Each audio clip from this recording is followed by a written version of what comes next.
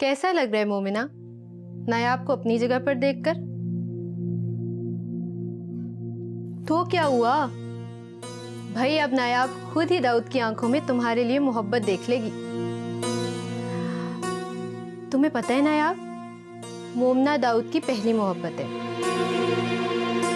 इनकी बचपन से ही मंगनी हो गई थी, फिर झगड़ा हुआ और रिश्ता खत्म, वरना आज तुम्हारी जगह मोमना होती।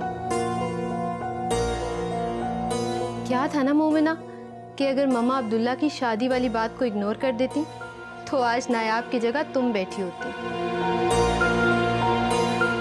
जो हो गया सो हो गया, की बात है, अब डिस्कस करने का क्या फायदा। ओफो, गुस्सा क्यों होती हो?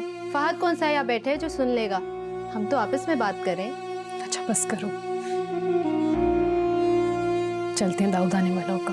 वैसे कितना बड़ा हौसला है तुम्हारा यार। वैसे तुम ऐसे ही जल्दी कर रही हो, दाऊद तो आज आने वाला नहीं है। तो तुम बैठी रहो, मैं जा रही हूँ। अच्छा रुको, मैं भी आती हूँ।